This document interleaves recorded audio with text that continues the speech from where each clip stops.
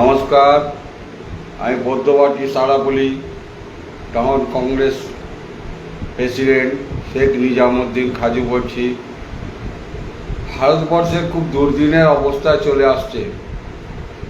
যে অবস্থা ভারতবর্ষে এসে দাঁড়াচ্ছে, এক তো এই বিজেপি সরকার এসে দেশের নিট পরীক্ষা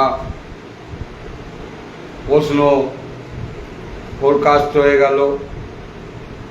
25-30 লাখ ছেলেদের জীবনের কোনো মূল্য নাই। বেকার সংখ্যা দিনে দিনে বাড়ছে।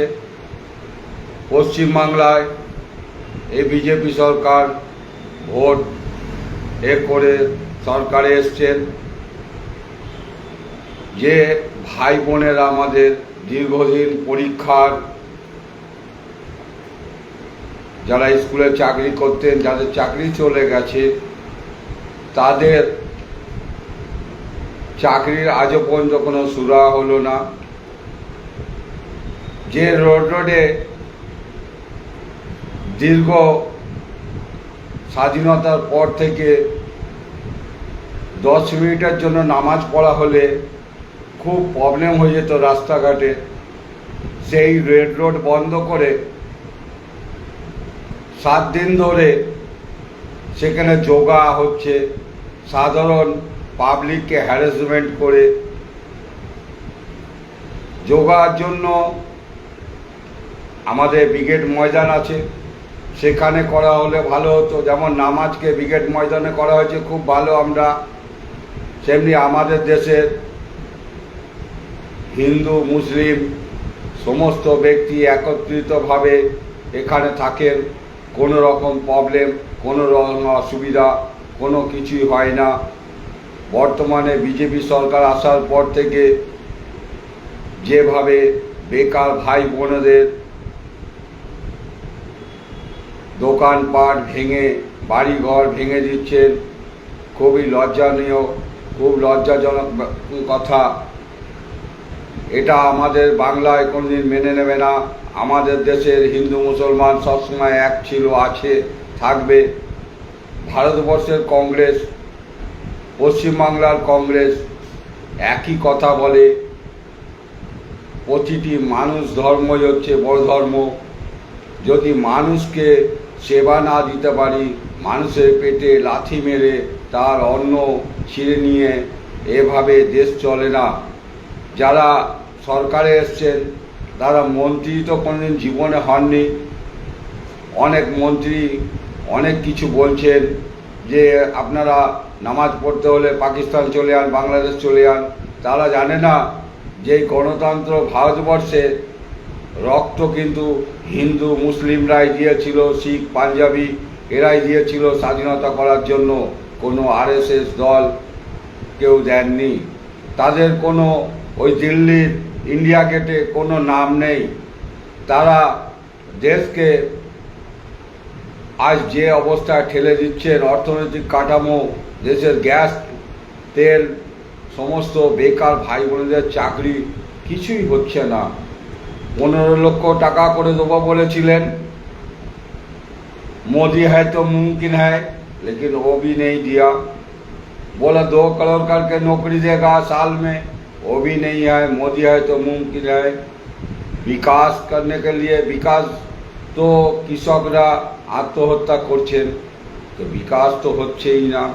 দেশের বর্তমান পরিস্থিতি, নিজে তো বাইরে বাইরে ঘুরে আসছেন দেশের টাকা তছনছ করে। আর আমার ভাই বোনেদের এবং বোনেদের মায়েদের বলছে আপনারা বিউটি পার্লারে যাবেন না, তাহলে মেয়েরা সাজ না করলে, মেয়েদের গয়নাই হচ্ছে সাজ, মেয়েদের সেখানেও হস্তক্ষেপ। আর আপনি কেন দাদা বিদেশে চলে যাচ্ছেন এক সপ্তাহ অন্তর 200 কোটি 400 কোটি 500 কোটি টাকা খরচা করে? আপনার কি ইন্টারেস্ট আছে? আমার তো মনে হয় আপনি দেশকে পিছনে ঠেলে দিচ্ছেন ঋণের বোঝা চাপিয়ে। এই যে 1500 কোটি টাকা এলআইসি নিয়ে পালিয়ে গেল সাধারণ গরিবের টাকা, তার কি ব্যবস্থা হবে? তাকে আপনি ধরে নিয়ে আসুন।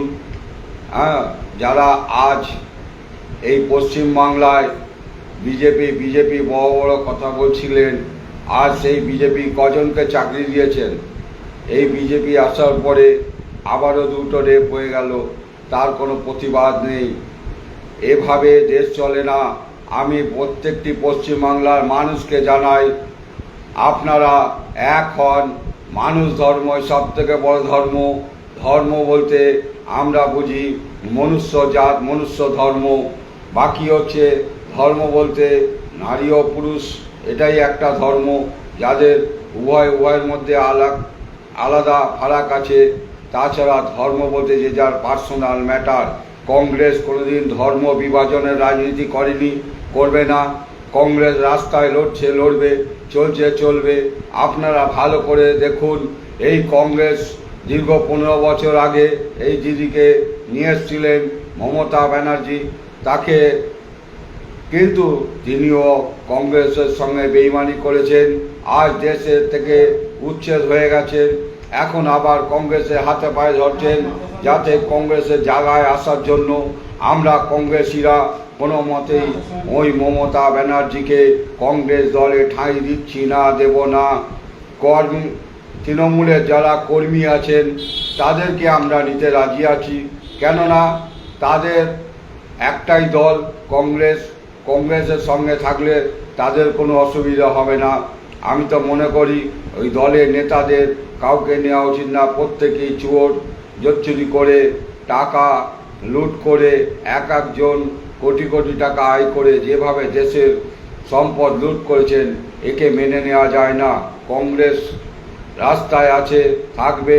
আমার পশ্চিমবাংলার মা ভাই বোনেদের কাছে একটাই অনুরোধ, আপনারা রাহুল গান্ধীর হাত শক্ত করুন। আগামী 29 সালে কংগ্রেস গভর্নমেন্ট নিয়ে এসে বেকার ভাই বোনেদের চাকরি ও শিল্প উন্নয়নের স্বার্থে, স্বাস্থ্য উন্নয়নের স্বার্থে পশ্চিমবাংলার প্রেসিডেন্ট শুভঙ্কর সরকারের হাত শক্ত করতে কংগ্রেসের আপনারা আসুন।